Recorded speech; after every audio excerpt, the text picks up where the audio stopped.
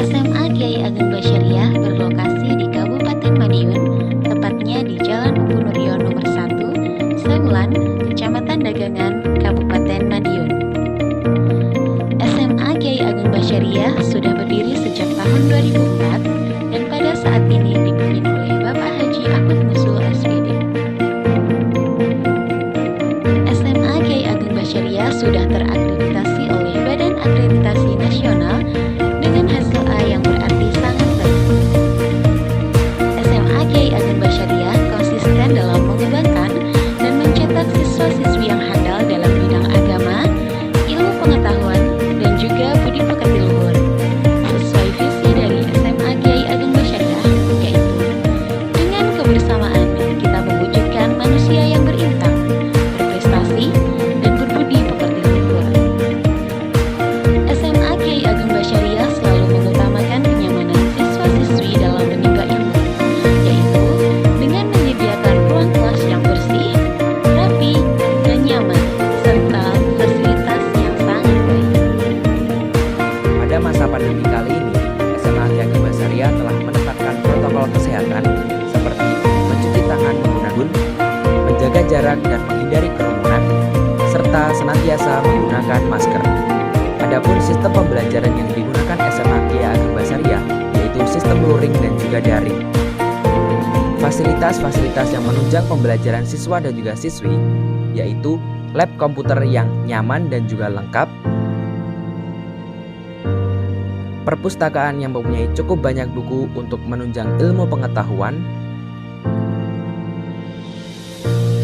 lab IPA dan juga laboratorium untuk membantu siswa dan juga siswi dalam menyelesaikan tugas praktikum, organisasi dan ekstrakurikuler SMA Kiai Ageng Basyariah ada OSIS, Pramuka, PMR Palang Merah Remaja, KIR Karya Ilmiah Remaja, Futsal, Reok, Musik, dan ekstrakurikuler lainnya. Pada 3 tahun terakhir kali ini, SMA Kiai Ageng Basyariah telah mendapat banyak prestasi yang menunjukkan SMA Kiai Ageng Basyariah adalah SMA yang berkualitas. Bergabung dan berproses di SMA Kiai Ageng Basyariah. Bapak bisa. Assalamualaikum warahmatullahi wabarakatuh. Waalaikumsalam warahmatullahi wabarakatuh.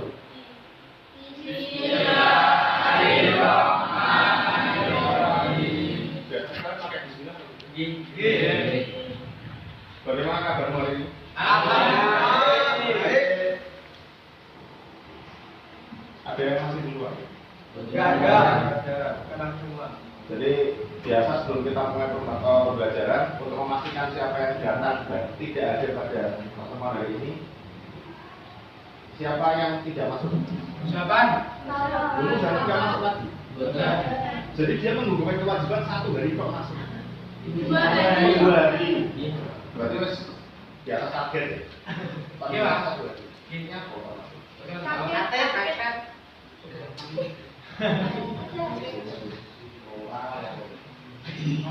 Tapi izinnya apa saja?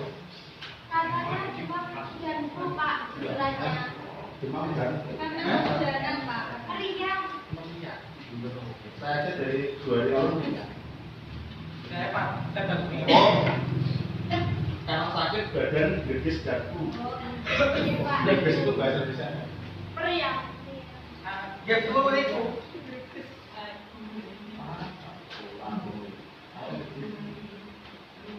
Ya, berarti hanya 1 orang yang nggak masuk. Berarti yang masuk semua.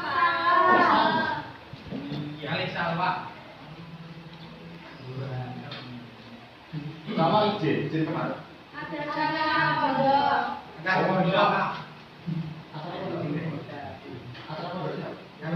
Semalam, Pak. Ya udah, berarti kalau hanya 2 orang, sebelum kita mulai pembelajaran pada hari ini, silakan dipastikan kalian dalam kondisi siap. Silakan semua berdiri dulu. Tagamnya dilakukan. Kamu pakai apa itu? dimasukkan.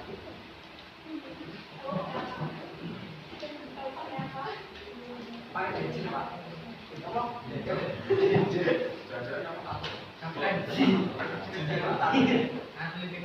Silakan duduk kalau gitu. Silakan sebelum mulai pembelajaran berdoa dulu ketua kelasnya. Atau ini saja yang jadi. Siap, enggak? Doa mulai.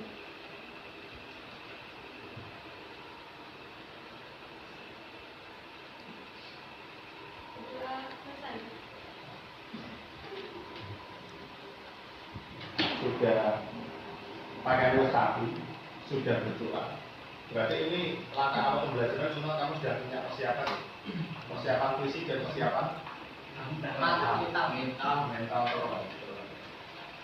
Moga-moga pembelajaran hari ini bisa bermanfaat. Amin. Terus kalau memang sudah selesai bisa saya ini. Wassalamualaikum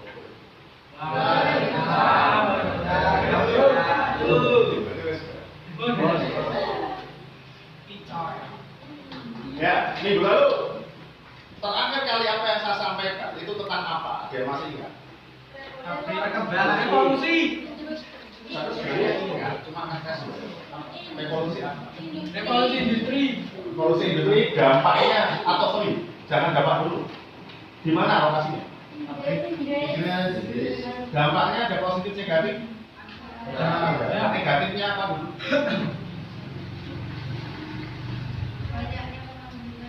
Banyaknya pengangguran, penganggur ini bahaya. Ya, terus apa lagi? Tak ada penganggur. Nganggur dari mana? Nganggur memang semakin berbahaya.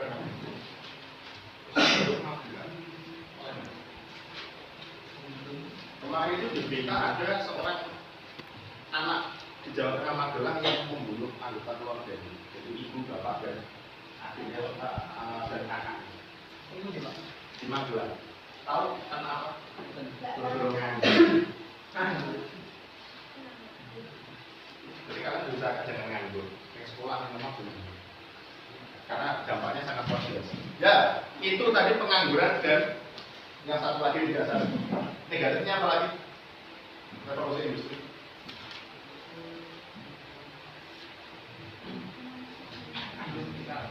Apanya yang belum kita? Perusahaan yang apa? Segede atau kecil? Kecil. Yang besar apa belum kita? Kecil. Kenapa kok yang kecil belum kita? Karena Karena kan yang besar Pak maju. Karena yang bisa maju dan punya banyak alat-alat produksi untuk menambah jumlah produksi barang. Akhirnya perusahaan itu belum pikat karena kalah saing. Itu negatifnya. Kalau yang positif, Pekerjaan lebih mulia. pekerjaan lebih mudah. Terus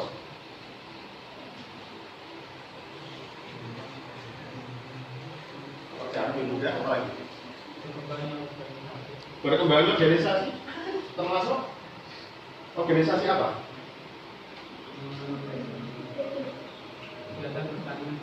Kegiatan itu semakin maju. Ya mungkin di tempatnya Rocky mungkin seperti itu. Ya oke lah, wes tahu kok. Tadi bertambahnya organisasi atau berkembangnya organisasi. Terus apa lagi? Tadi yang pertama tadi. Lebih cepat memproduksi barang sehingga masyarakat tidak kekurangan. Berarti kelebihan. Bisa. Minimal kalian masih ingat tentang apa yang kita bahas minggu lalu. Nah, untuk hari ini yang akan kita belajar ini merupakan pengembangan dari materi minggu lalu. Kalau kemarin itu sudah tentang kemajuan teknologi termasuk revolusi industri, kemudian jumlah barangnya semakin bertambah, banyak mesin dan sebagainya. Yang akan kita bahas sekarang, yang berkembang itu apa? Paham besar dunia. Perkembangan paham besar dunia.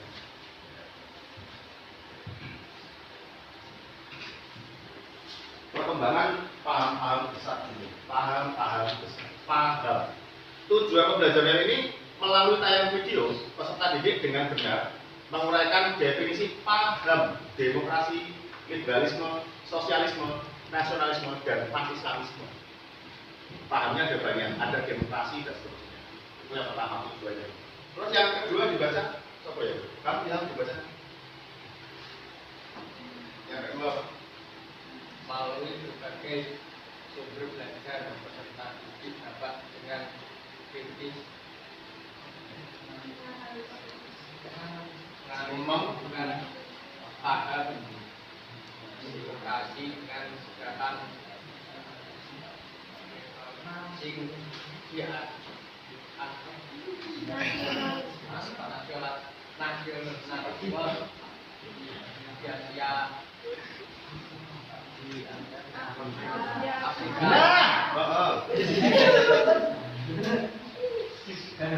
yang ketiga, siapa yang mau jadi sekolahwati? Yang perempuan?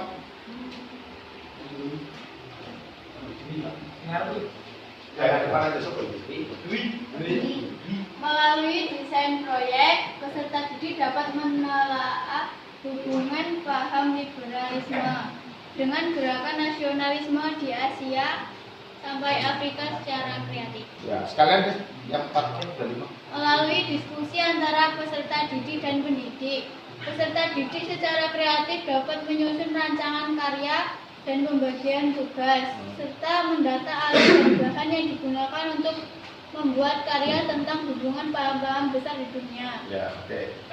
Membuat karya tentang hubungan paham-paham besar dunia dengan penerapan project based learning. Kalian dapat membuat karya atau produk melalui aplikasi Canva berupa timeline infografis, storyboard, videografis, dan lain-lainnya.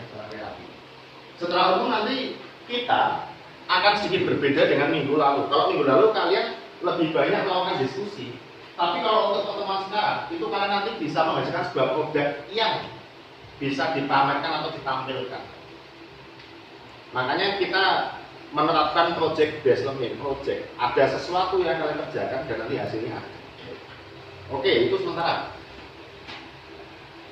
Ada yang mau disampaikan mungkin? Boleh? Tanya saja, Bro. Kemudian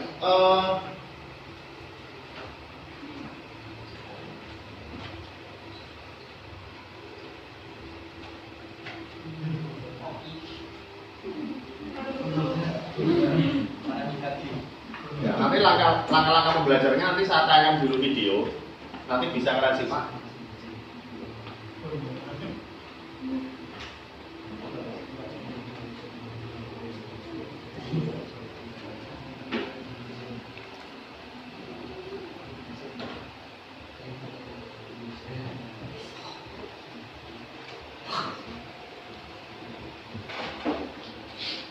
Silakan diperhatikan.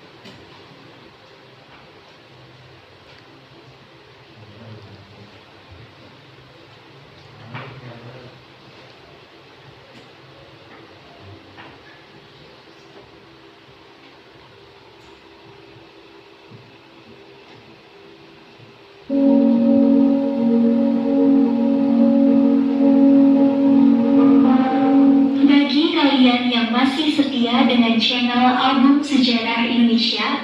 Kami ucapkan terima kasih banyak kepada kalian. Masih dalam momentum Hari Pahlawan, kami sarankan agar kalian lebih memahami alur pembahasan sejarah pertempuran Surabaya kali ini. Silakan kunjungi video di iCard pojok kanan atas.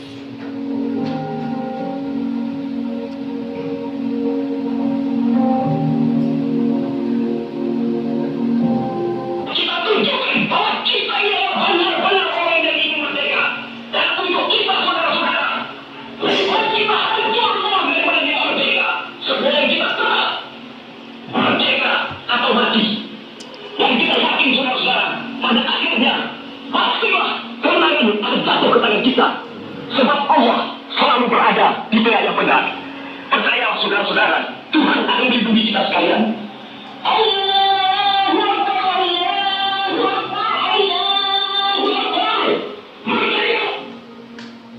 Pidato Bung Tomo yang baru kalian dengar merupakan bagian akhir pidatonya ketika menyemangati arek-arek Surabaya melawan pasukan Sekutu. Seruan takbir yang ia gelorakan merupakan saran dari Kiai Haji Hashim Asy'ari, di mana Bung Tomo sempat meminta nasihat atas perjuangan di Surabaya. Kiai Haji Hashim Asy'ari sendiri merupakan ulama besar yang berpengaruh sejak zaman kolonial hingga pendudukan Jepang. Awali dan akhiri setiap pidato saudara dengan menyebut kebesaran Allah. Allahu Akbar, Allahu Akbar, Allahu Akbar. Pada 21 dan 22 Oktober 1945, delegasi Nahdlatul Ulama atau NU se-Jawa dan Madura berkumpul di Surabaya. Beberapa ulama yang dikumpulkan Kiai Haji Hashim Asy'ari di dua hari itu adalah Kiai Haji Abdul Wahab Hasbullah, Kiai Haji Bisri Syamsuri, dan para kiai serta ulama lainnya. Pertemuan itu turut dihadiri Panglima Laskar Hizbullah, Kiai Haji Zainul Arifin Pohari. Saat itu, Rais Akbar Kiai Haji Hashim Asy'ari dalam rapat PBNU yang dipimpin oleh Ketua Besar Kiai Haji Abdul Wahab Hasbullah menetapkan satu keputusan dalam bentuk resolusi yang diberi nama Resolusi Jihad Fi Sabilillah, yang isinya sebagai berikut. Berperang, menolak, dan melawan penjajah itu fardu ain atau harus dikerjakan tiap-tiap orang Islam, laki-laki, perempuan, anak-anak, bersenjata atau tidak, bagi yang berada dalam jarak lingkaran 94 km dari tempat masuk dan kedudukan musuh. Bagi yang berada di luar jarak lingkaran tadi, kewajiban itu jadi fardu kifayah atau yang cukup dikerjakan sebagian orang Islam saja. Bunyi dua kategori jihad dari fatwa tersebut. Bagai air bah, resolusi jihad menyebar dengan cepat ke seluruh penjuru Jawa melalui jaringan pesantren, langgar, dan para kiai. Berbondong-bondong, para santri memperkuat barisan Laskar Hizbullah, sementara para kiai membentuk Laskar Sabilillah karena dibakar oleh semangat jihad. Memang Laskar Hizbullah merupakan milisi dari kalangan santri yang sempat dilatih secara militer oleh Jepang berkat siasat Kiai Haji Hashim Asy'ari. Saat itu, ulama pesantren sudah menyiapkan jauh-jauh hari kalau terjadi perang senjata saat Jepang menyerah kepada Sekutu. Demikianlah sejak dimaklumatkan pada 22 Oktober 1945, resolusi jihad membakar semangat seluruh lapisan rakyat hingga pemimpin di Jawa Timur, terutama di Surabaya. Dalam tempo singkat, Surabaya diguncang oleh kabar seruan jihad dari PBNU ini. Dari masjid ke masjid dan dari musola ke musola, tersiar seruan jihad yang dengan sukacita disambut penduduk Surabaya. Resolusi jihad memberi dampak signifikan terhadap pembentukan laskar-laskar jihad, terutama menjelang Perang 10 November 1945. Resolusi jihad telah membangkitkan kesadaran bahwa dalam kondisi negara yang belum siap berperang secara militer, maka tanggung jawab perjuangan ada di pundak rakyat.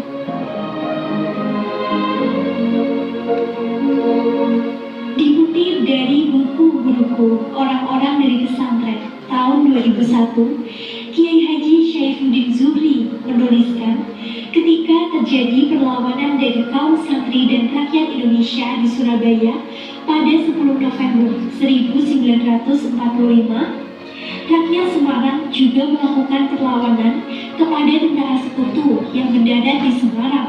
Perlawanan kemudian meluas hingga di daerah Jatingaleh, Gombel, dan Ambarawa antara rakyat Indonesia melawan sekutu. Kabar perjuangan itu lantas sampai di Parakan yang juga menggerakkan Laskar Hizbullah dan Sabilillah Parakan untuk turun tangan melawan penjajah di seluruh daerah Kedung. Pondok pesantren berubah menjadi markas perjuangan Hizbullah dan Sabilillah. Sebagian besar kelompok santri dan rakyat di daerah itu, baik kalangan tua dan muda, mempertaruhkan nyawa untuk kepentingan bangsa.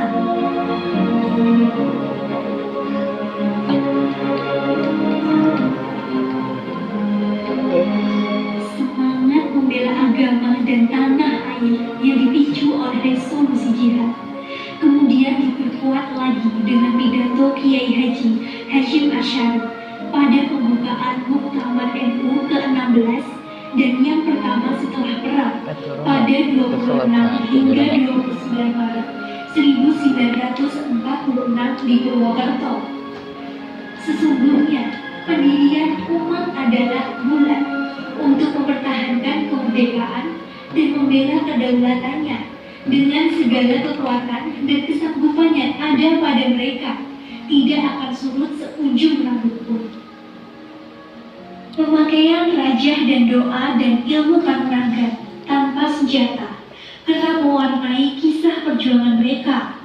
Memang cerita-cerita seperti ini kami temukan juga secara langsung ketika kami berkunjung ke Mbah Bakrun, seorang veteran RI asal Gedong, Kota Blitar, di mana beliau dahulu adalah seorang laskar Hizbullah. Sebelum berangkat bertempur, beliau dan rekan-rekannya dibekali oleh kiai sebuah ketapel yang bisa meledakkan sebuah tank sekutu jika digunakan. Mekepur, kalangannya wong-wong iki apa kiriman? Lintengan. Lintengan. Lintengan itu ampuh. Lintengan betul ini dengan ikan itu apa? Lintengan ini. Lintengan itu kan kalau dia itu semua. Oh, iya. Itu tinggi Bahkan fakta lain dari cerita veteran RI yang kami temui, Mbah Marjuni, di mana beliau seorang Katolik dari Laskar BPRI atau Badan Pemberontak Republik Indonesia, pimpinan Bung Tomo yang turut bergabung berjuang di Palagan Surabaya bersama Laskar Hizbullah.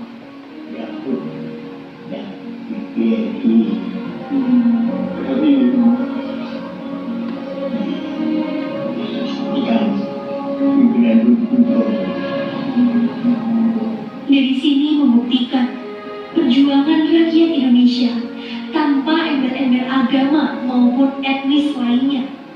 Bahkan sebagian orang-orang Tionghoa juga berjuang di Surabaya dengan mendirikan palang merah bagi korban perang dan membentuk sebuah milisi bernama TKR Chongqing, di mana persenjataan mereka berasal dari Jerman dan dipasok diam-diam dari Tiongkok.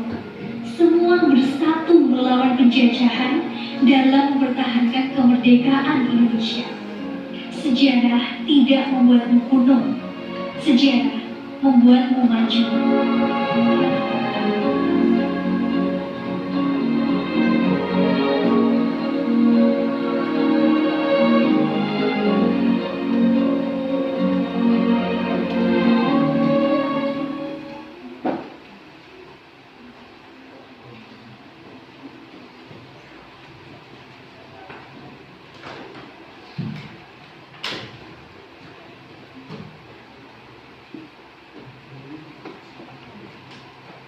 Ada yang mau film lagi?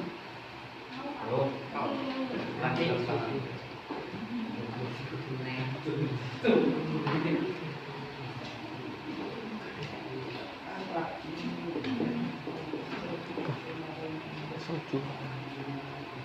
Kira-kira setelah dari video tadi,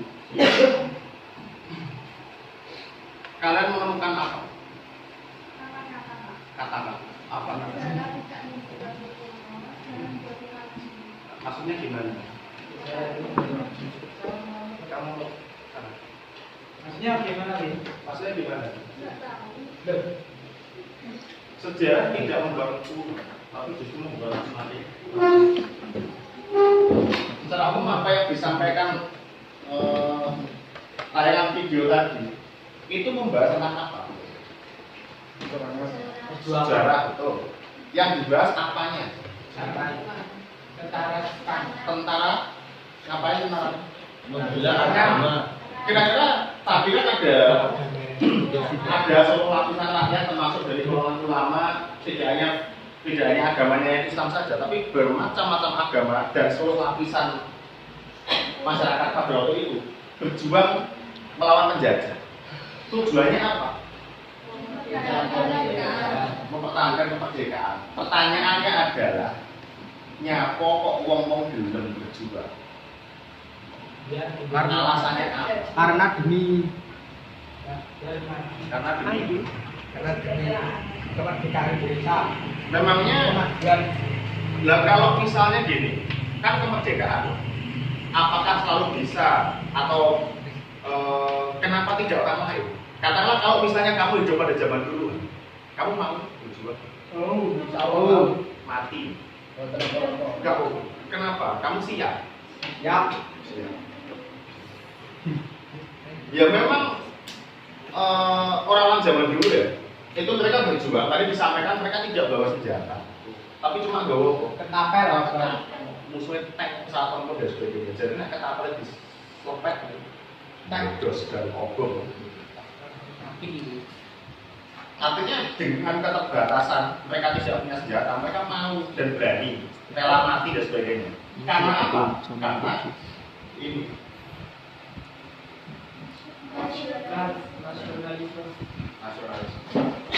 nasionalisme itu berarti berhubungan dengan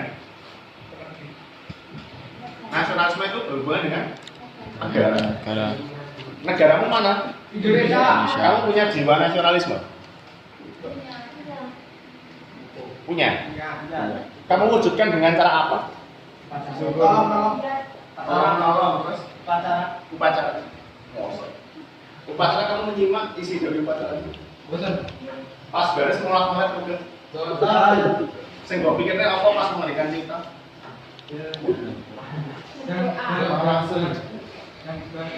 Nah, intinya nasionalisme nanti akan kita bahas.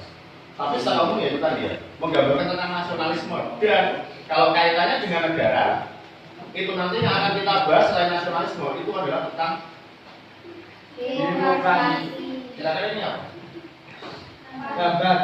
Gambar apa? Partai.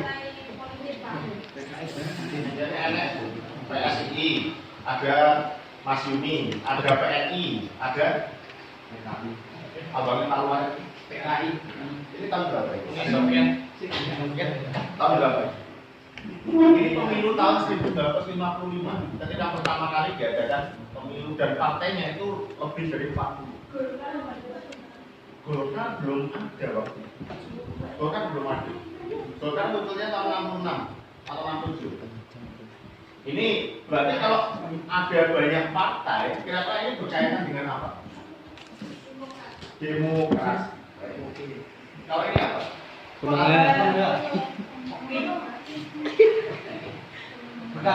Langsung nyangkau ya. Kaki 1, 2, 3, 4 dan 7 lagi langsung mau kaki 5. Sudi Sunadi.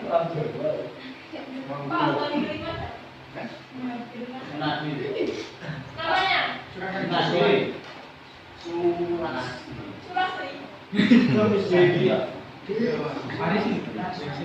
Apa ya lagi ya? Ini apa? Kalau ini? Lamio. Kamu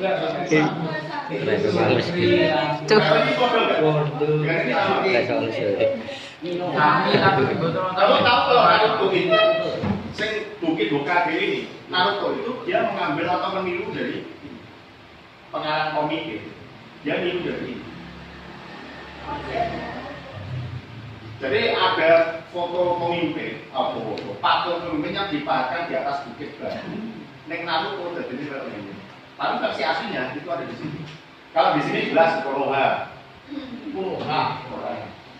Kalau naik bus di sini kira-kira berapa jam? Kalau di sini, kalau ini di mana ini? Apakah Konoha juga? Amerika. Kok tahu dari mana? Amerika. Derek. Yang ini itu memang presiden Amerika. 1, 2, 3, 4. Ada yang tahu nama presiden? Pertanyaannya adalah kenapa saya menanyakan gambar Konoha dari sini? Perbandingan. Apa yang dibandingkan? Karena nanti akan kita bahas berkaitan dengan itu. Tentang demokrasi dan nasionalisme.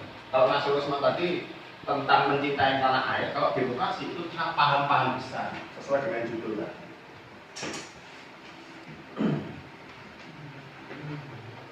Lalu pembelajaran pada hari ini apa? Yang pertama kali harus kalian susun adalah dari video tadi, kira-kira ada pertanyaan atau tidak? Videonya tadi mengenai nasionalisme. Mungkin kalau saya tanya nasionalisme itu apa? Berarti pertanyaan pertama adalah nasionalisme itu apa?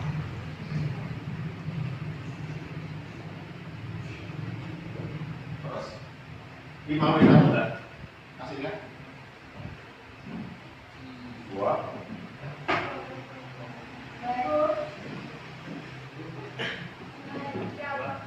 siap dari tokoh nasionalis. Kita bicara di Indonesia.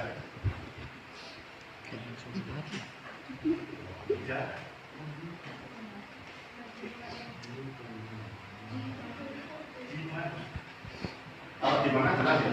Kalau langsung ke 4, yaitu bagaimana? Oh, jangan bagaimana dulu. Baik, mengapa? Mengapa orang itu mau memperjuangkan nasionalisme?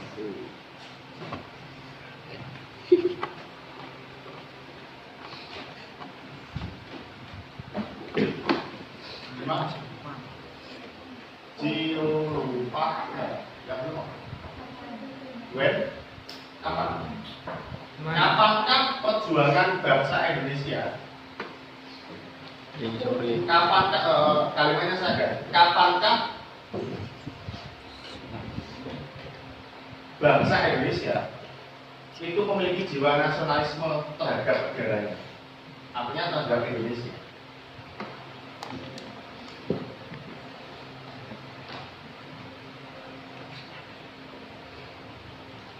Yang terakhir, bagaimana? Kalau bagaimana berarti pertanyaannya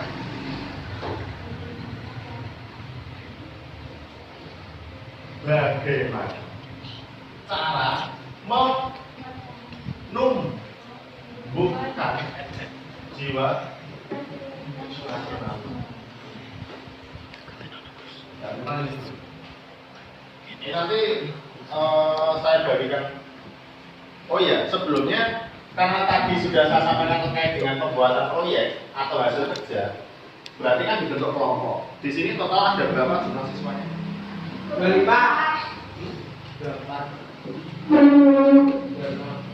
Ya, kalau begitu kita bentuk jadi 5 kelompok saja.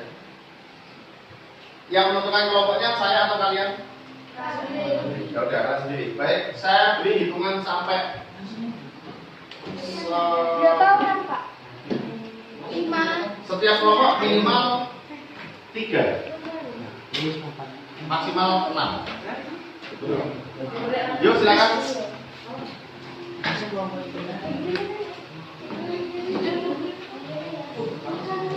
Kalau bisa nyambung, kita lagi dalam.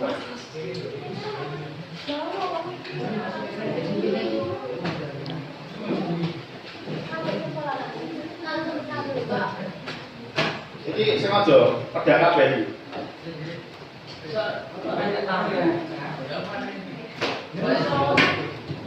Nah, sementara gabung saja dengan yang putra, saya campur saja dengan putra. Kelompok 1 mana? Sini ya, 1, 2, 3, 5 orang aja. Yang berarti yang hari ini berapa? 4 dari 5. 5 dari 4. Berarti 5. Zero 4 mau. Kalau masih sedikit. Ingat itu sih.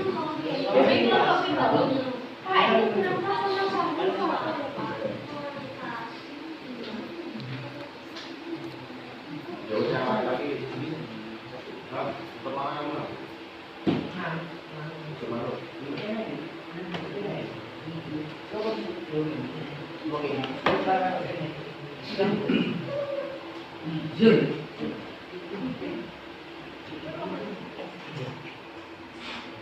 Bentuk semua kelompoknya. Kelompok 1 berarti ini ya. Kelompok 1, 2, 3, 4, 5.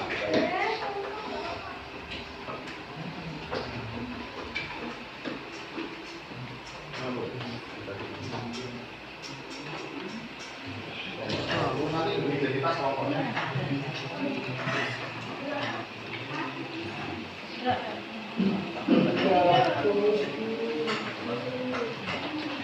Iya mas, mana tapi kamu.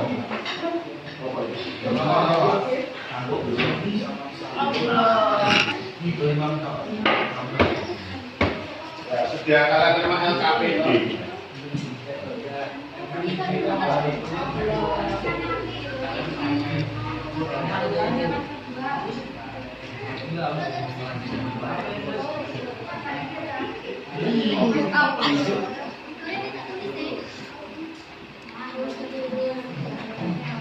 Tugas kalian itu ada di LKPD yang kalian pegang. Kelompok 1 itu kalian mencari tentang latar belakang munculnya paham demokrasi. Kelompok 1. Kelompok 2 tokoh yang mendukung terciptanya paham demokrasi. Yang ketiga itu dampak kemunculan paham demokrasi bagi kehidupan. Terus kelompok 4 latar belakang munculnya paham liberalisme.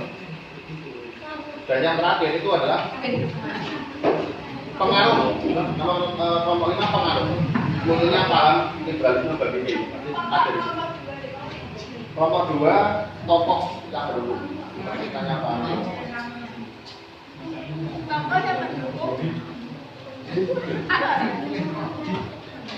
Nah, yang pertama ya.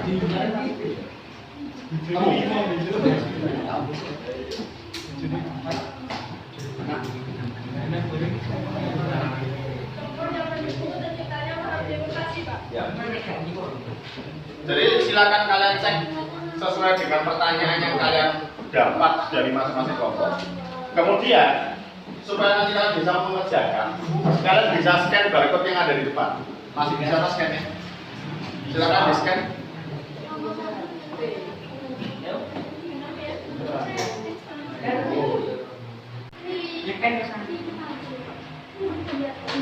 Wes, waktu baru nih.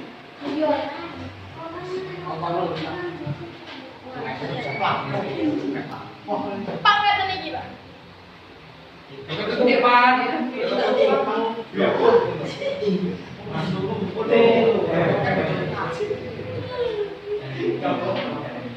Silakan yang lain ngaplikkan biar bisa mengerjakan sama-sama.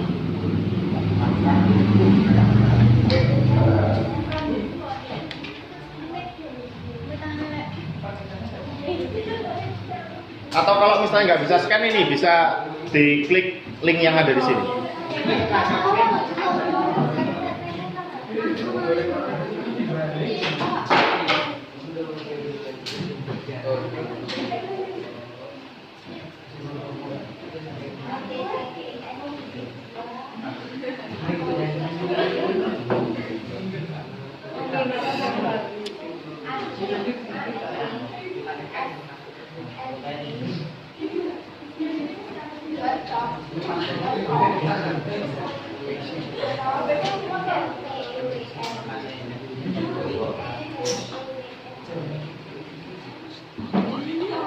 Sudah bisa, semua. Satu kok nih toh. Betul aja ya, Pak. Tapi dia kasih aja enggak? Jenjang cek dulu. Iya, bukan. Tadi kan. Demikian, Bu. Sampai sini. Mana itu?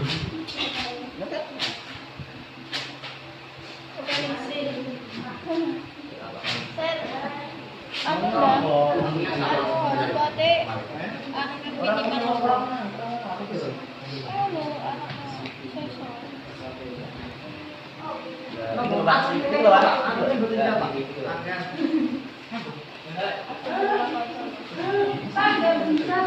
Apanya? Mosok.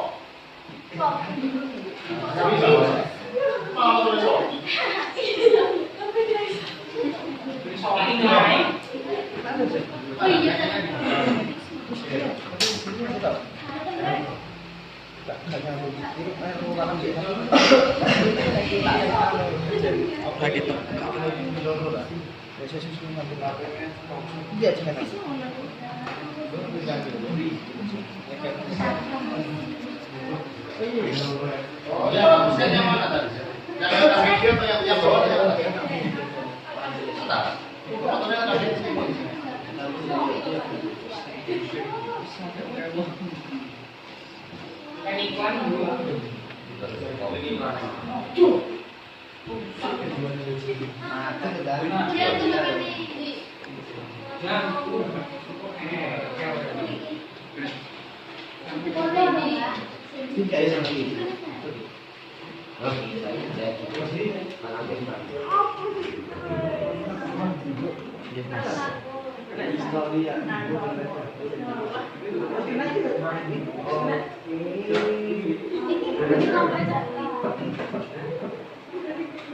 Maju tapi.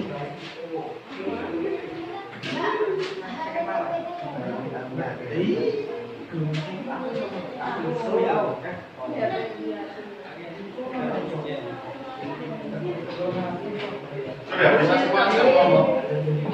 Terus yang kelompok ini gimana?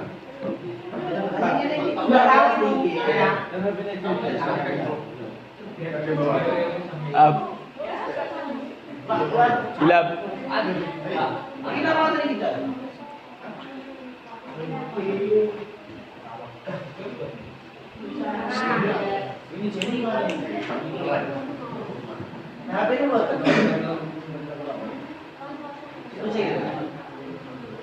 Jangan bisa nggak di install? Halamannya bisa? bisa. Bisa apa itu lah? Kepunangan. Ini kayak mana gue? Sekarang lagi. Ya, bisa. Kalau malah sih kan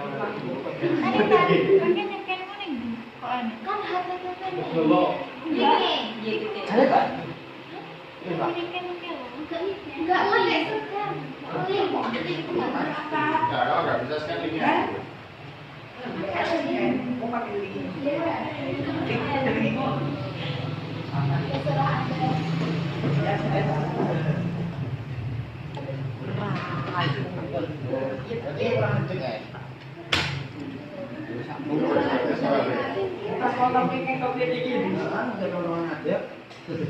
Jadi kalau sudah bisa semua, sekarang kalian cari jawaban dari pertanyaan sesuai masing-masing kelompok tadi, bisa melalui LKS atau melalui modul yang kalian scan, atau kalian bisa mencari sumber yang lain, browsing dan sebagainya. Nanti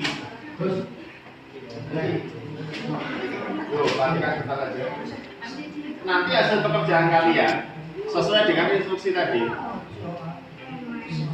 Ini kalian jadikan sebagai timeline infografis atau bisa buka poster dan sebagainya.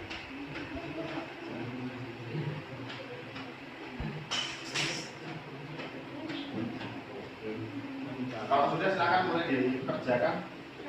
Membagi tugas, yang satu mencari materi, yang satu nulis, yang lain membantu membuat Fotografi.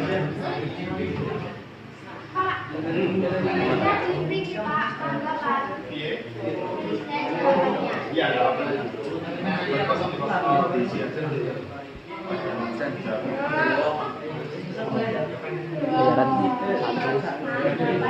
Halo.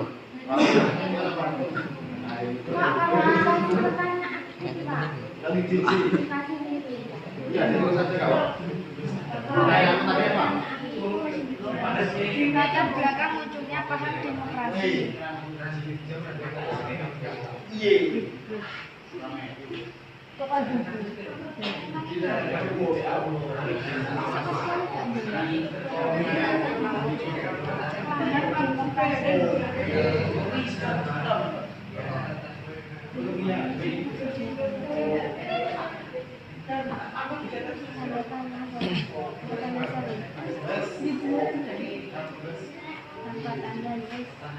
Jadi dipastikan kalian bisa mengakses materinya atau kalian punya lembar LKS dan sebagainya. Jangan sampai nganggur, karena nanti kalau nganggur bahaya. Seperti yang tadi, nganggur berarti ngapain aja orang?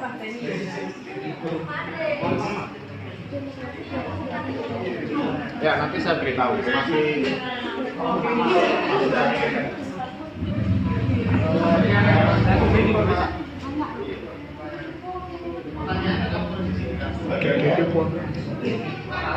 Ini presentasi.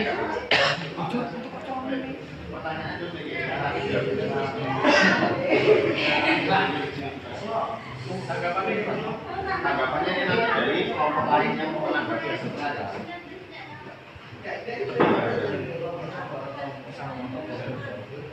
Enggak seperti itu.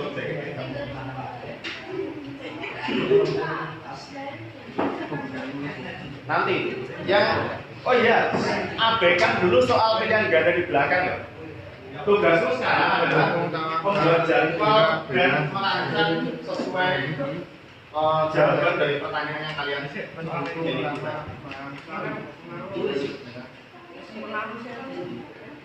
Bagaimana tadi apa?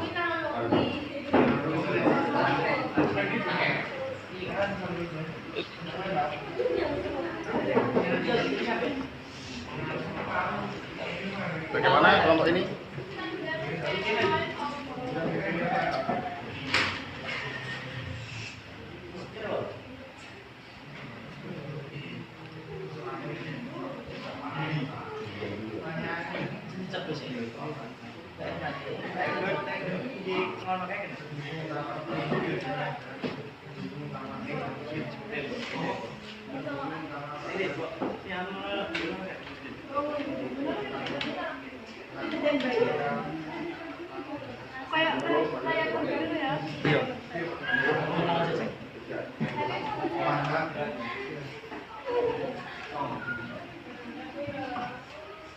Kamu hanya nyari di modul atau Itu jawaban mana? Orang mas ya.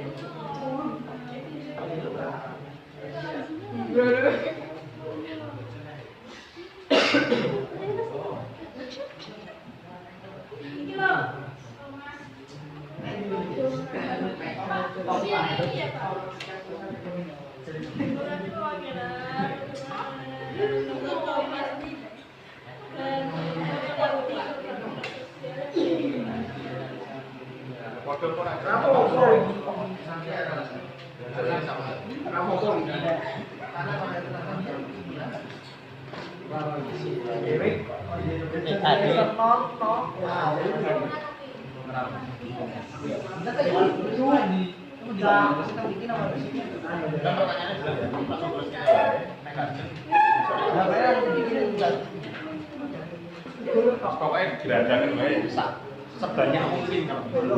Jadi daripada nganggur, mending kamu membuat infografiknya.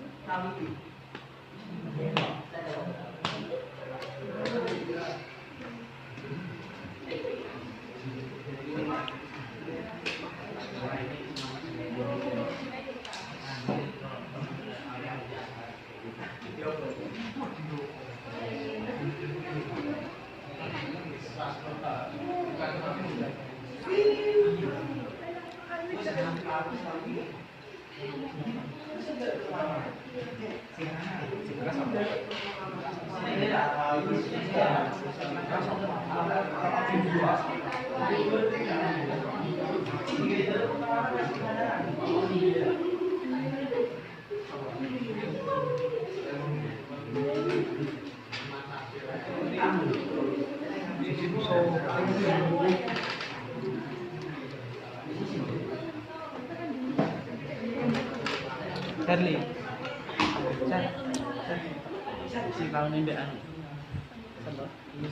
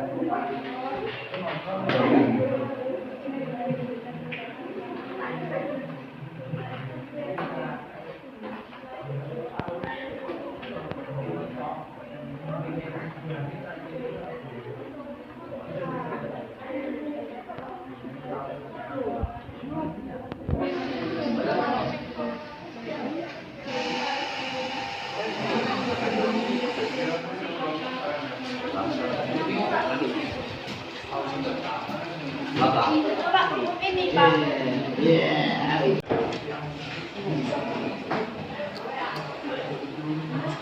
Langsung untuk biar sesuai dengan kelompoknya.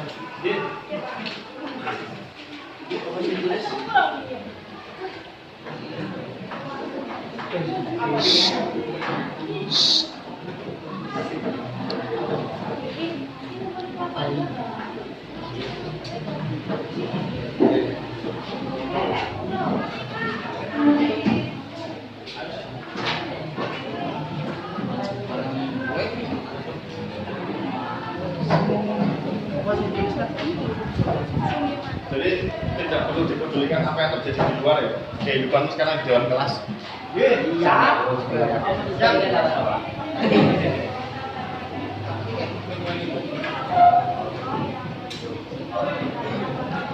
Kersulo aja.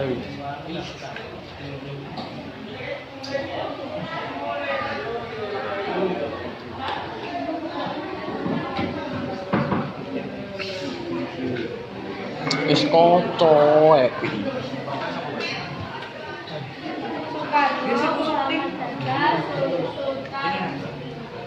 sopo sange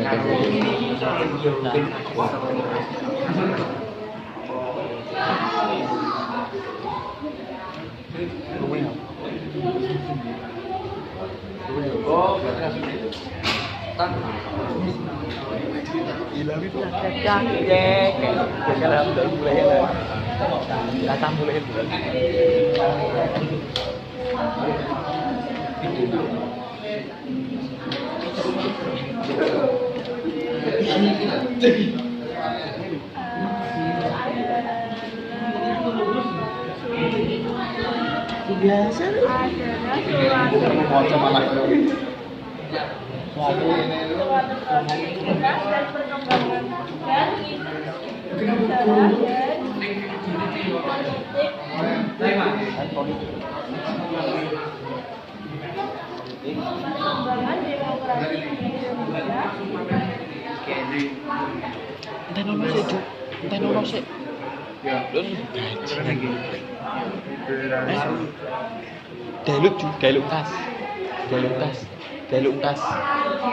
Deluk ungkas.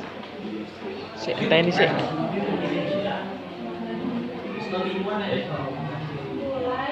Liberalisme. Din, dapat negatif. Demo itu maksudnya kok negatif?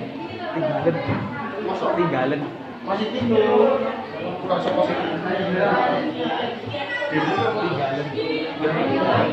Tak ngomong. Yo.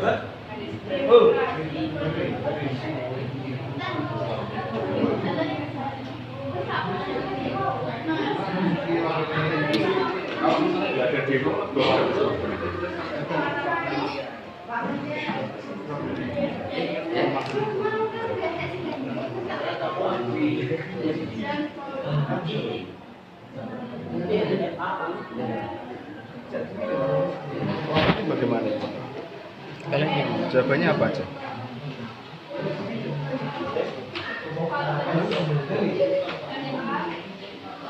Tadi bagiannya apa aja?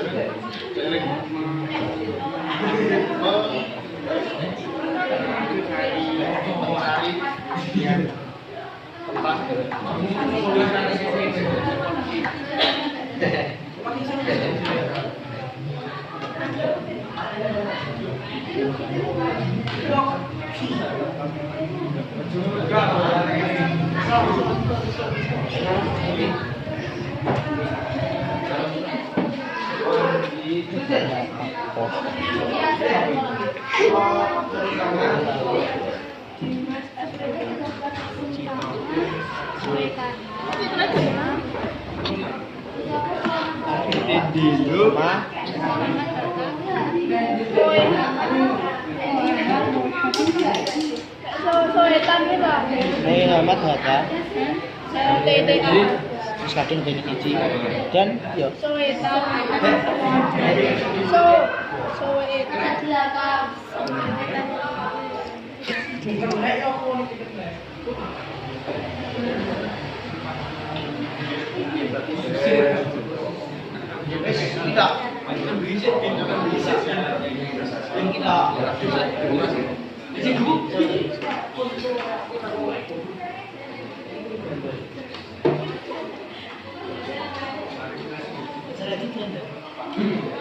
Ini apa tuh saya sih?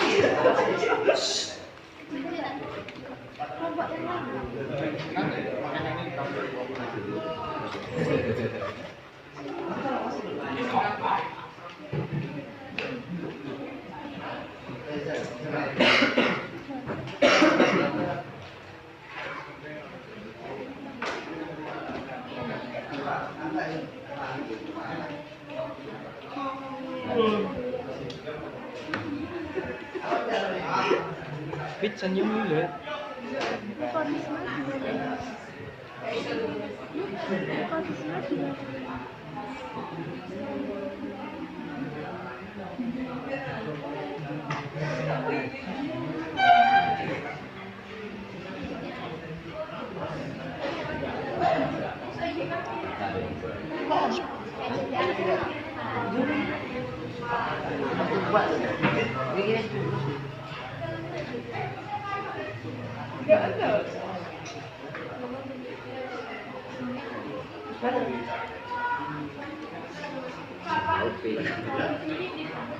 Habis ini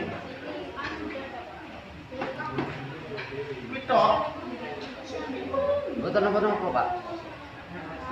bisa nilai serius. Loh. Nanti titik sini. Iya, tentang demokrasi bisa di Indonesia bisa di dunia. Karena kan kalau sesuai dengan berarti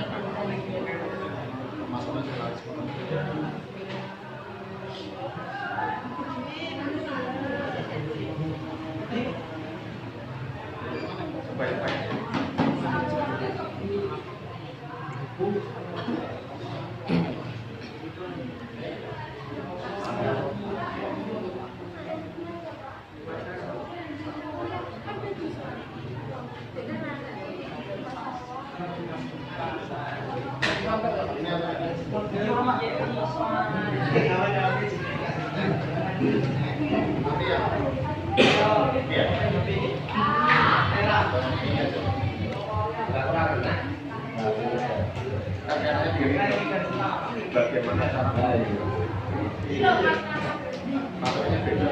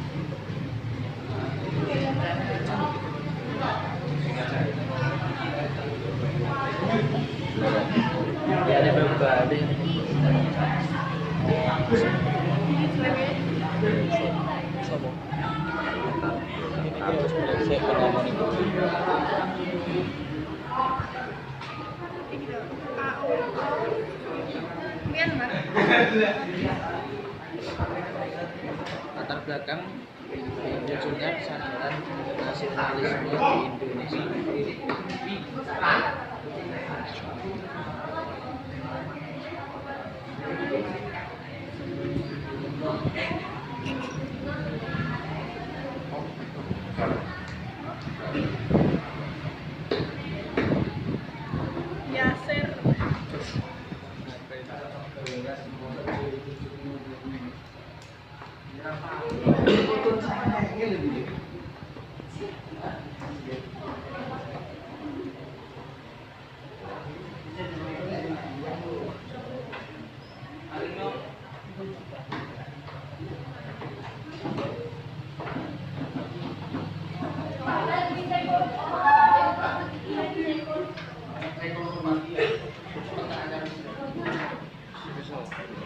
Tunjuk mas kopi ini.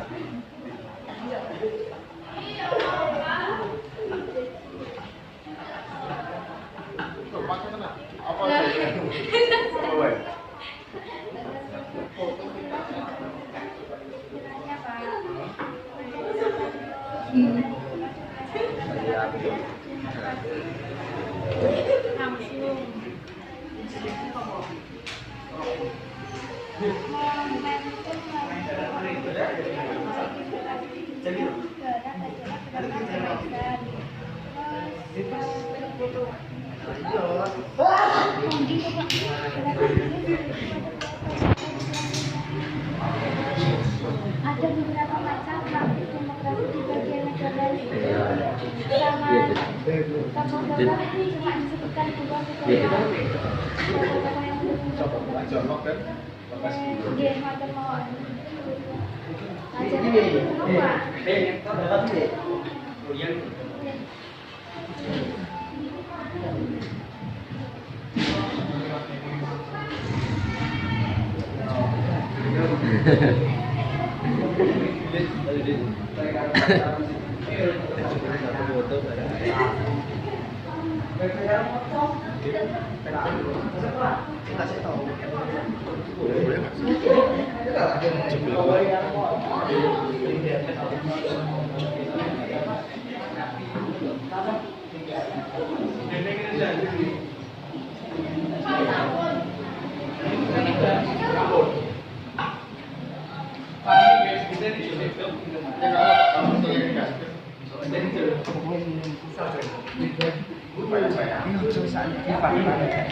Bukan lagi cabut tadi tak jalan sore.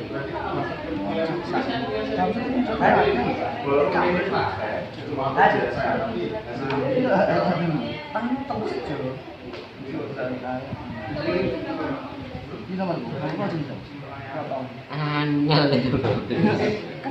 aku izin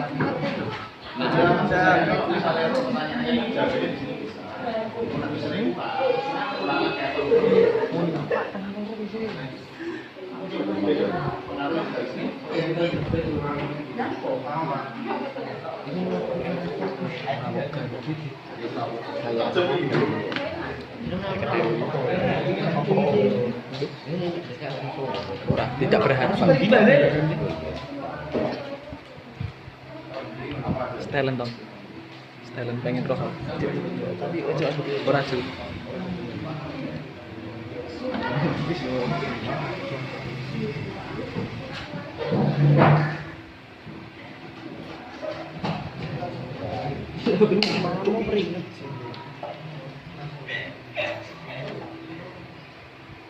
Apa tahu?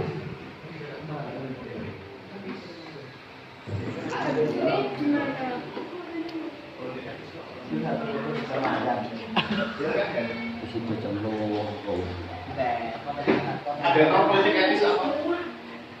Gimana tadi?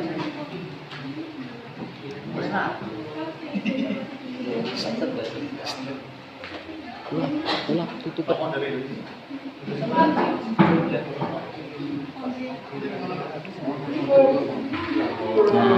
Bilang demokrasi tokohnya apa? Dari Indonesia selama kegagalan.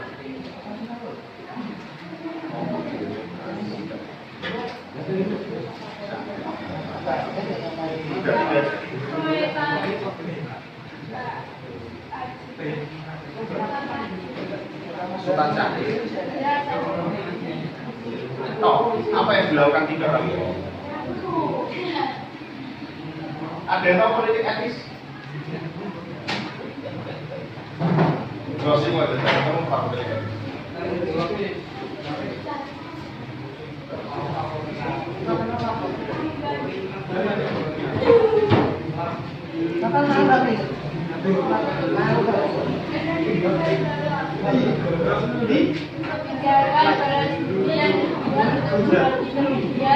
Masyarakat Hindia Belanda Indonesia atas eksploitasi yang dilakukan pemerintah Belanda secara keseluruhan. Kondisi Indonesia masyarakat Hindia Belanda. Dengaran dia. Kalau dikasih tadi, adalah kebijakan balas budi yang dibuat untuk mengganti kerugian masyarakat Hindia Belanda dalam kurung Indonesia atas eksploitasi yang dilakukan pemerintah Belanda secara garis besar, politik etis memiliki tujuan untuk meningkatkan kesejahteraan rakyat Hindia Belanda. Politik balas Inggris untuk mengganti kerugian.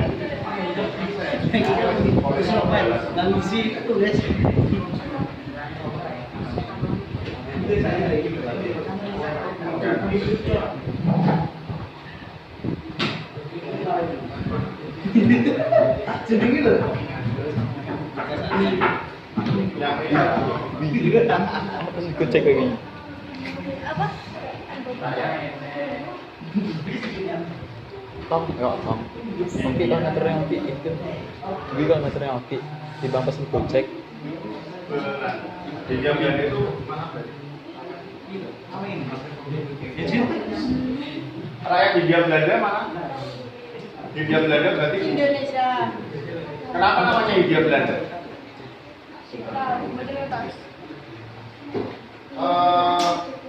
Bahasa Belandanya itu East Indies, Hindia Timur. Soalnya Inggrisnya berada di daerah Samudra Hindia. Lokasinya ada di bawah belahan Barat. berarti West Indies. Samudra Hindia itu apanya Indonesia? Bawahnya.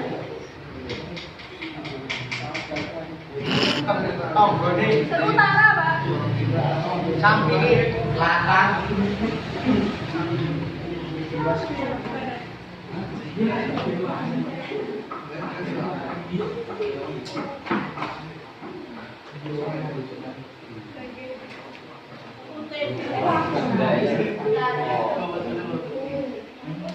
Oh, selatan Pak berarti. Ini bos.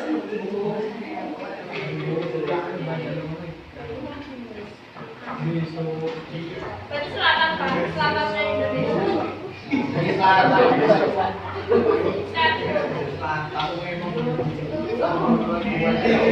Sehat Pak. Ini kursi atau bangku sip.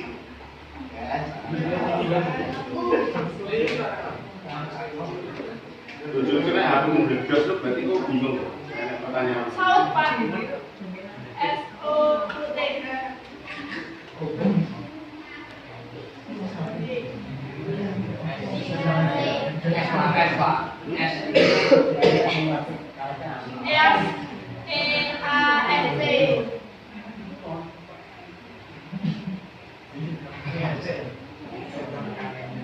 Barat West.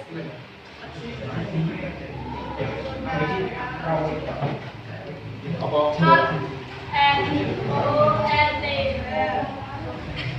Yang paling BST. Samudra Hindia apa yang Indonesia? Soalnya Indonesia. Soknya Indonesia. Berarti sebelah itu. Selatan. Jadi kapan-kapan ditanya, petanya apa Indonesia? Jangan jawabnya di bawah. Aku berarti mengambang di tengah lautan Hindia. Oke, takut mau.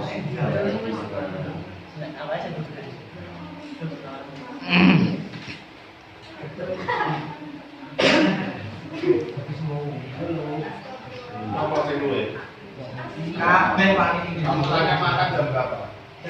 Jam 7 pagi. Makan Pekol nggih. Hah? Pas sarapan pakai uang. Halo. Tidak punya uang berbicara pakai Pak dari sarapan dari ini Pak. saya nggak sarapan itu terakhir saya terakhir kali sarapan itu masih pakai sini. Kalau goreng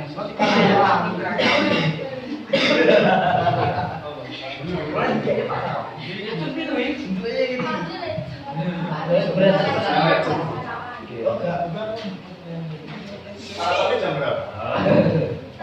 Jadwal sarapan itu jam berapa? Jam berapa sarapan?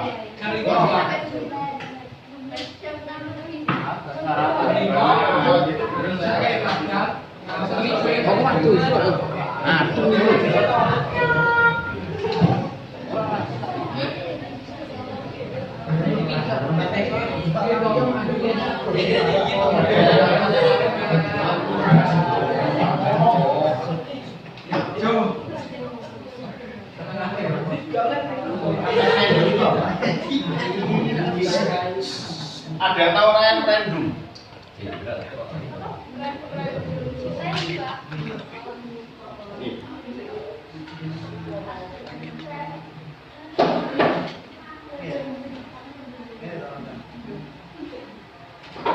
Suatu proses pemungutan suara sementara untuk mengambil sebuah keputusan, terutama keputusan politik yang mempengaruhi suatu negara secara berlebihan, misalnya seperti adopsi atau amandemen konstitusi atau undang-undang baru atau perubahan wilayah suatu negara. Intinya Proses pemungutan suara maksudnya gimana? Proses pemungutan suara semestanya?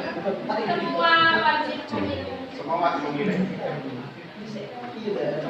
Bedanya dengan voting atau pemungutan suara referendum. Kalau pemilu itu kan sama-sama diambil suaranya. Kalau referendum, bedanya pemilu dengan referendum apa?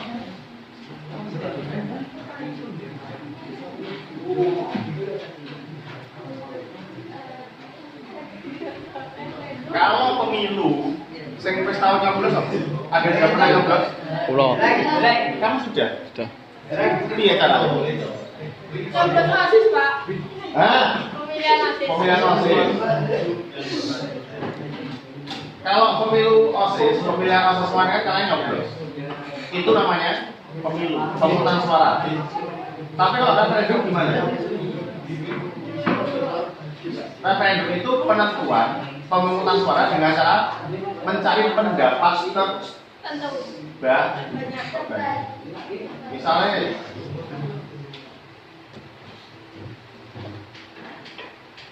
kalau misalnya hari ini kan kalian ulang. Tapi kemudian ada referendum, ada pemungutan suara, penentuan pendapat. Kalian enaknya pulang atau tetap belajar saja? Pulang. Oh. Nah, itu referendum.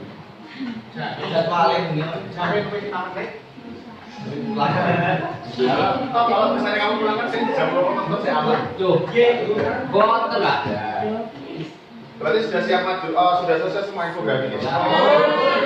Sudah. Sudah siap maju? Yang mau maju siapa? Saya tunjuk atau kalian yang inisiatif? Saya yang maju.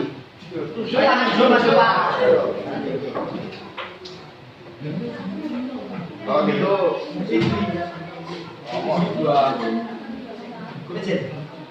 ya yang siap saja dulu angkat tangan. Nggak siap. Kamu nih, nomor berapa tadi? Nomor 4 ya? Sorry 3 ya? Kalau nomor 3 maju. Oh.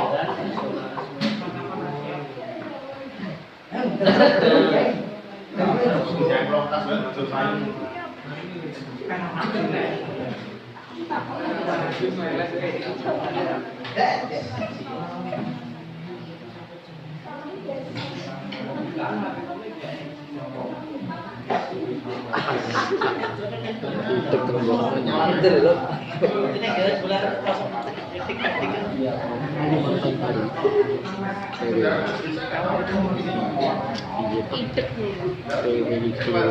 Tapi bermula boyok lah. Mbak mobil kok. Anu buat almisan. Ringkep kan itu. Yuk, siap-siap bagi tugas antara yang presentasi, yang membuka, sama yang menjawab pertanyaan. Ya, mana buka?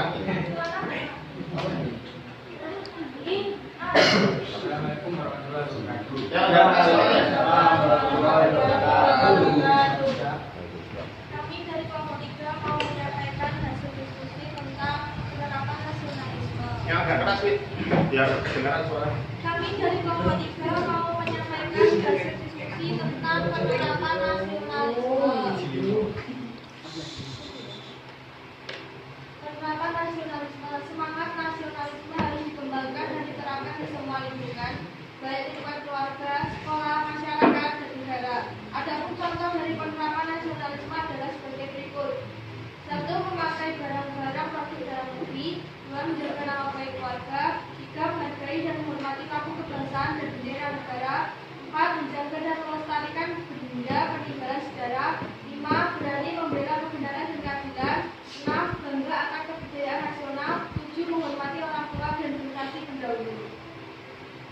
Sudah? Ya kalau sudah, bagaimana? Membuka saja pertanyaan atau tidak? Boten. Boten tapi ada yang nanya. Latar belakang munculnya kesadaran nasionalisme di Indonesia.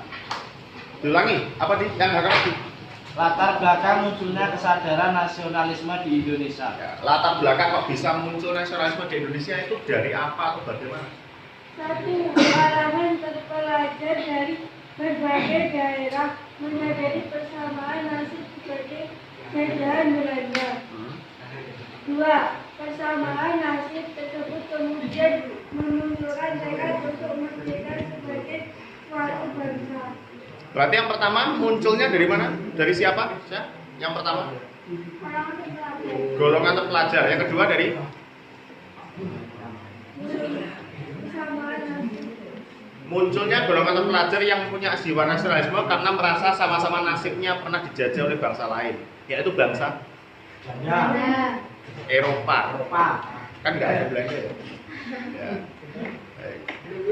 Ada yang mau disampaikan lagi? Mungkin pertanyaan atau mungkin kritik dan saran atau oh ya sudah cukup puas dengan jawabannya di Aldi. Gampang sekali memuaskan kamu ya. Ya. Atau mungkin ada kritik, saran, masukan untuk infografik yang dibuat oleh kelompok 3 ini. Kurangnya apa? Kurangnya yang laki-laki menang mawon. Oh iya, yang laki-laki nggak aktif ya?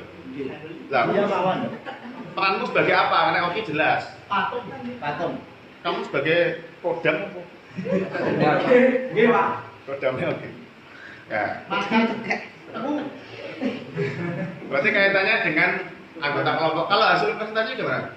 Infografiknya piye? Bagus. Mau naik? Baik. Kreatif.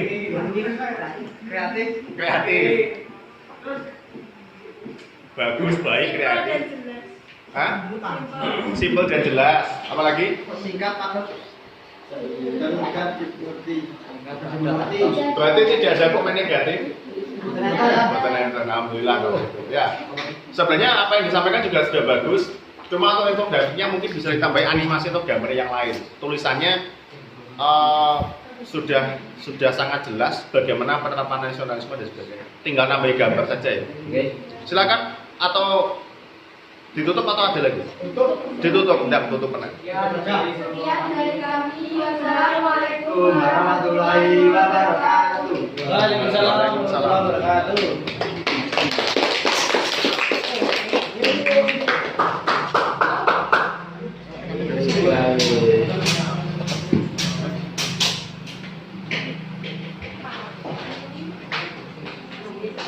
Baik, tadi sudah dari kelompok 3 kaitannya dengan penerapan nasionalisme.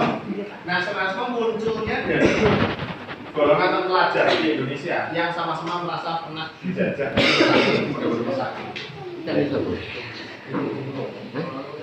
makanya tadi ada yang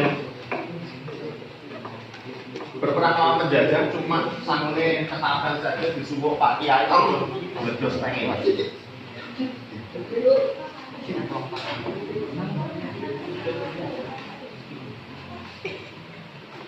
Oke, sudah kelompok 3 yang maju. Siapa lagi yang mau maju?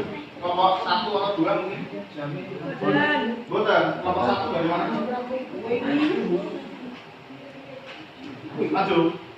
Ya, coba presentasikan ke Pak Irwan. Masya Allah.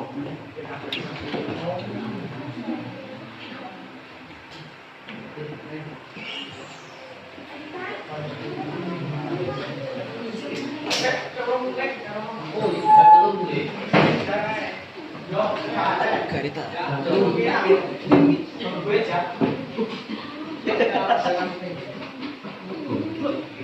Ayo Rul, ikut dulu. Tugasmu buka dulu. Buka tutup sigo.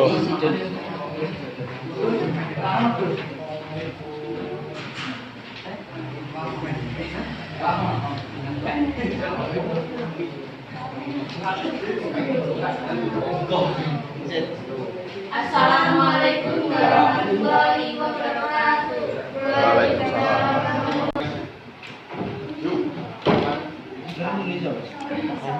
Assalamualaikum warahmatullahi wabarakatuh.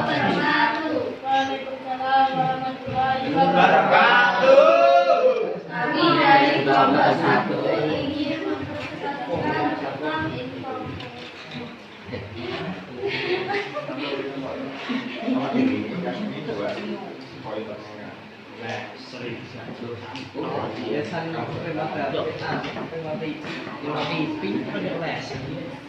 ingin mempresentasikan tentang klasifikasi demokrasi dari titik berat ideologi dan kerja rakyat.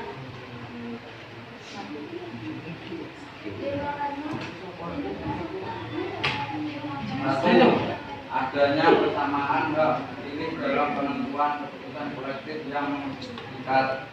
2. Partisipasi efektif dari rakyat. 3. Setiap warga memiliki peluang yang sama dalam memberikan penilaian logis terhadap jalannya proses pemerintahan dan politik. Adanya kekuasaan eksklusif bagi rakyat dalam menentukan agenda yang harus dan tidak harus diwujudkan. 5. Terlibatnya masyarakat semua orang dewasa dalam hal yang berkaitan dengan hukum.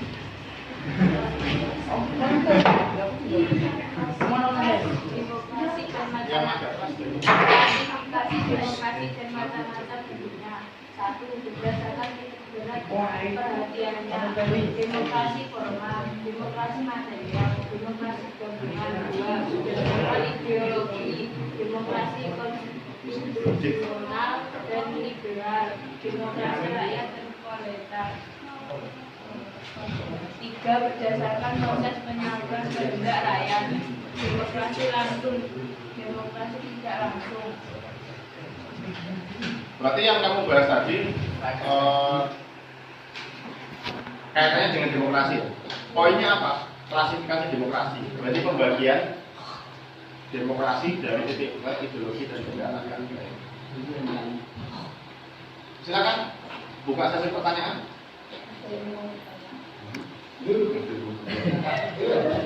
Ada yang mau tanya enggak? Tidak, saya tidak mau tanya. Lu nih. Ini pertanyaan apa? Silakan, kalau ada yang mau tanya. Iya, gimana? Kamu dari kelompok? Pak. Yuk, ada pertanyaan dari kelompok Pak. Apa yang dilakukan John Locke untuk membagi kekuasaan? Apa yang Dilakukan John Locke untuk membagi kekuasaan? Apa yang dilakukan John Locke untuk membagi kekuasaan? Bagaimana? Kelompok 4.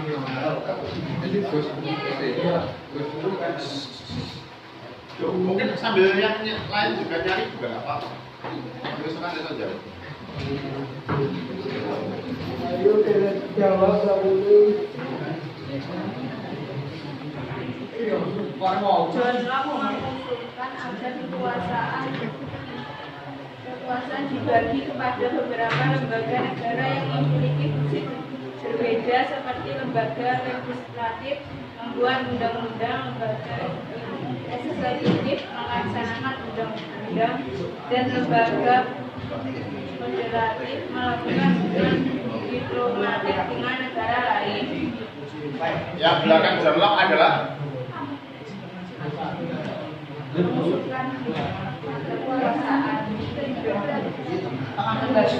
membagi kekuasaan lembaga negara menjadi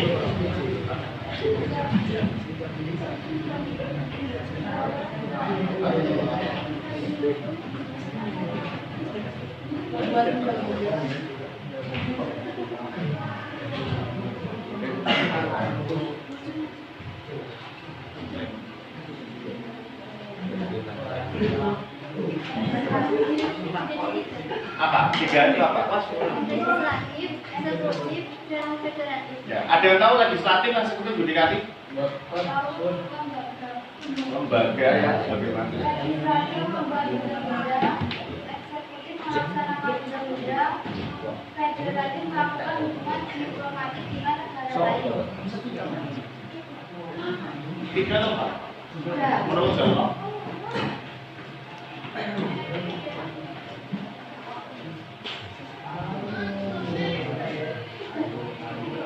Sarjana. Bagaimana? Oh, ada yang ikut Gusti. Jawabannya bagaimana? Sudah mewakili pertanyaanmu atau belum? Ya. Sudah. Gampang sekali memuaskan kamu. Gampang memuaskan. Ada lagi yang mau disampaikan kaitannya mungkin dengan tampilan atau pembagian tugas kelompok atau infografisnya? Infografisnya bagaimana ini? Cukup. Apanya ini? Cukup. Kreatif bagus. Baik. Banyak warna kulit. Bagus. Ada warna kuningnya. Banyak warna kulit, Pak. Oh, banyak warna kunyitnya. Kulit.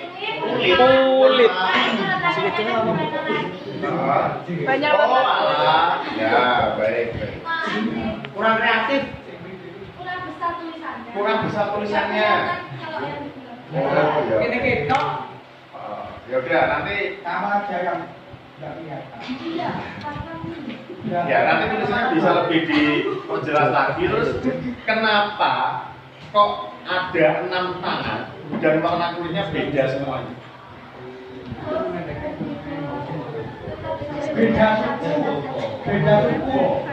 suku Pak. Karena demokrasi itu adalah tentang bagaimana cara memilihkan banyak orang, tidak hanya satu golongan saja. Ada yang golongan kulit putih, kulit hitam, coklat, sama matanya, dan sebagainya. Oke lah. Ada lagi mau disampaikan? Pokoknya sudah. Kalau sudah bisa dimasukkan.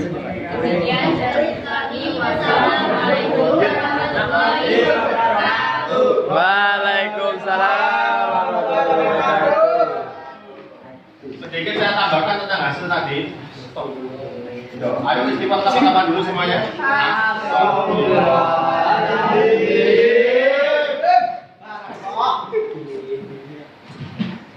Faktor lain mahasiswa ada internal, munculnya politik etis dan munculnya kaum pelajar sama yang usia tulis tadi. Kemudian tentang demokrasi.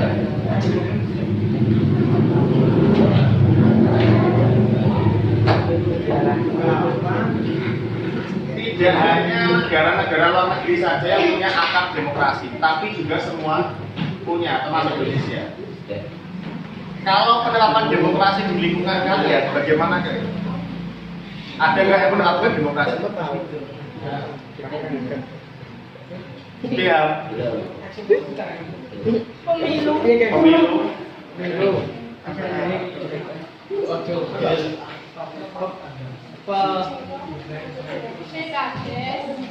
Pembagian lurah.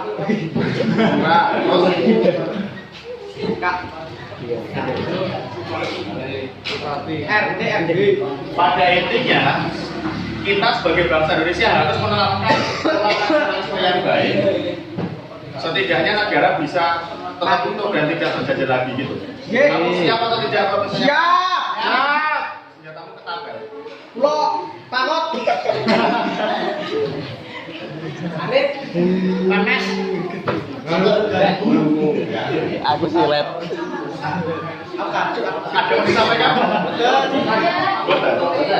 Ya udah. Kalau memang sudah tidak ada disampaikan, tugas LKPD-nya di halaman belakang itu nanti dikerjakan. Minggu depan kita kumpulkan. Jadi nanti setiap kelompok, setiap individu harus punya jawaban masing-masing. Iya Pak. Siap.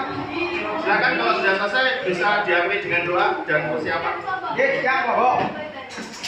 Ayo anak.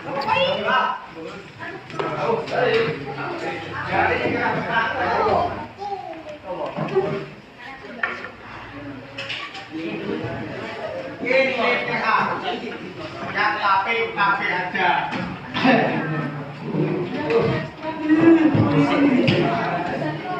Topan juga kan? Kerja ini.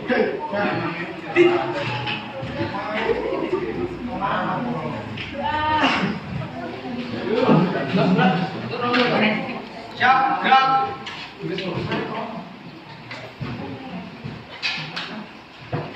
Berdoa. Mulai.